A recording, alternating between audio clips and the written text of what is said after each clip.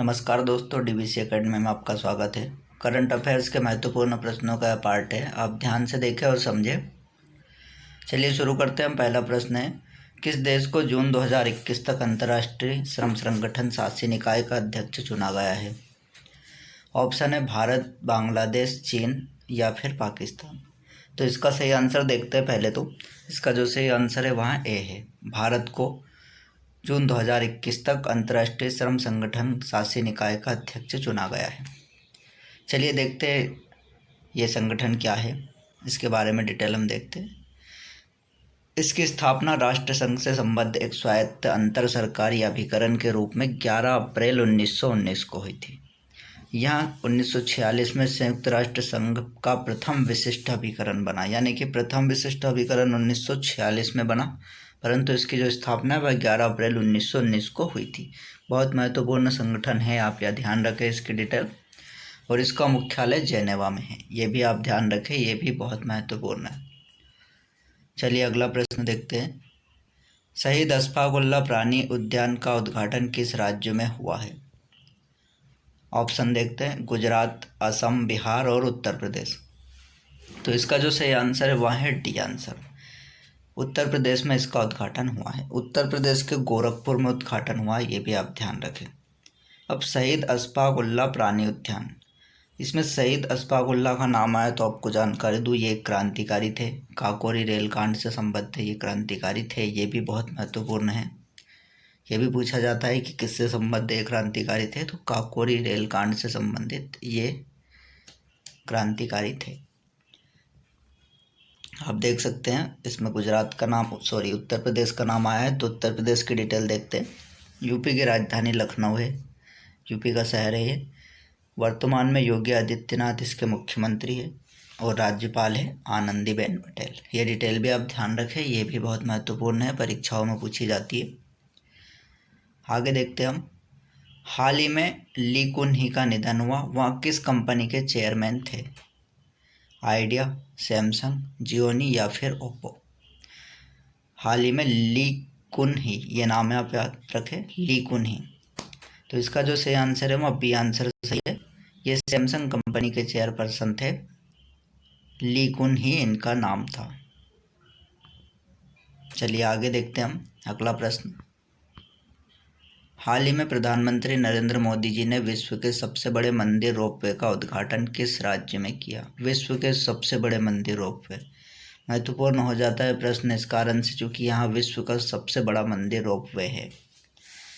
Option है राजस्थान, हरियाणा, गुजरात या फिर झारखंड। तो पहले सही आंसर देखते हैं। इसका जो सही आंसर है वह सी आंसर सही है, गुजरात। यानी कि गुजरात राज्य में प्रधानमंत्री नरेंद्र मोदी जी ने विश्व के सबसे बड़े मंदिर रोपवे का उद्घाटन किया है। गुजरात के बारे में डिटेल स्क्रीन पर देख सकते हैं आप। गुजरात की राजधानी है गांधीनगर। वर्तमान में मुख्यमंत्री विजय रूपानी, ये भारतीय जनता पार्टी के हैं, ये भी ध्यान रखें। गवर्नर है आचार्य देवव्रत, ये डिटेल आप ध्यान रखें। अगला प्रश्न देखते हैं। हाल ही में मोबाइल इंटरनेट स्पीड विश्व रैंकिंग में कौन सा देश प्रथम स्थान पर रहा? मोबाइल इंटरनेट स्पीड विश्व रैंकिंग में कौन सा देश प्रथम स्थान पर रहा? ऑप्शन है अमेरिका, रूस, जापान और दक्षिण कोरिया। आंसर देखते हैं पहले। सही आंसर है डी, दक्षिण कोरिया इंटरनेट स्पीड विश्व रैंकिंग में प्रथम स्थान पर रहा है। दक्षिण कोरिया यह एक देश है, एशिया महाद्वीप का ही देश है। डिटेल देखते हैं इसकी। दक्षिण कोरिया के राष्ट्रपति है मून जे इन। इस देश की राजधानी सियोल है, शहर है वो एक। 138 देशों के सर्वे में भारत का स्थान 131 पर है। इसमें 138 देशों का सर्वे होता है जिसमें भारत 131वें नंबर पर है, ये भी महत्वपूर्ण है, आप ध्यान रखें। और पहले स्थान पर कौन है? दक्षिण कोरिया। चलिए अगला प्रश्न देखते हैं। हाल ही में किसने 60 स्टारलिंक उपग्रहों का बेंच लॉन्च किया? ऑप्शन है नासा, इसरो, स्पेसएक्स या इनमें से कोई नहीं। तो इसका जो सही आंसर है वह सी आंसर सही है। स्पेसएक्स एक कंपनी है जिसने हाल ही में 60 स्टारलिंक उपग्रहों का बेंच लॉन्च किया है। और अब इसका आंसर सी सही है। यह कंपनी वैश्विक इंटरनेट ब्रॉडबैंड पर कार्य कर रही है। डिटेल आप देख सकते हैं इस प्रश्न की। वैश्विक इंटरनेट ब्रॉडबैंड पर यह कंपनी कार्य कर रही है। इसी के लिए यह बैच लॉन्च किया गया है। चलिए आगे देखते हैं। हाल ही में NHAI ने राज्य बुनियादी ढांचे की बेहतरी के लिए किसके साथ समझौता किया है? NHAI ने राज्य बुनियादी ढांचे की बेहतरी के लिए किसके साथ समझौता किया है? ऑप्शन है Delhi IIT, Kanpur IIT, Jodhpur IIT या फिर खड़गपुर IIT। तो इसका जो सही आंसर है वह सी आंसर सही है। पहले तो आंसर देखते हैं। सी आंसर सही है। NHAI ने राज्य बुनियादी ढांचे की बेहतरी के लिए जोधपुर IIT के साथ समझौता किया है। इसके साथ मिलकर वो कार्य करेंगे। जोधपुर राजस्थान का एक शहर है, ये भी आप ध्यान रखें। और NHAI का फुल फॉर्म है national highway authority of India. ये आप ध्यान रखें, full form national highway authority of India, ये इसका फुल फॉर्म है, आप ध्यान रखें। स्क्रीन पर भी आप देख सकते हैं। अगला प्रश्न देखते हैं। सड़क निर्माण में कौन सा राज्य या केंद्र शासित प्रदेश शीर्ष स्थान पर रहा? देश में, भारत देश की बात हो रही, सड़क निर्माण में कौन सा राज्य या फिर कोई केंद्र शासित प्रदेश शीर्ष स्थान पर रहा है? ऑप्शन देख सकते हैं दिल्ली, गुजरात, जम्मू कश्मीर और उत्तर प्रदेश। तो इसका जो सही आंसर है वह सी आंसर है। जम्मू कश्मीर शीर्ष पर रहा है। सड़क निर्माण में जम्मू कश्मीर देश में शीर्ष स्थान पर रहा है। सी आंसर सही है। दूसरे नंबर पर भी देख सकते हैं, दूसरे नंबर पर हिमाचल प्रदेश और तीसरे नंबर पर उत्तराखंड रहा है।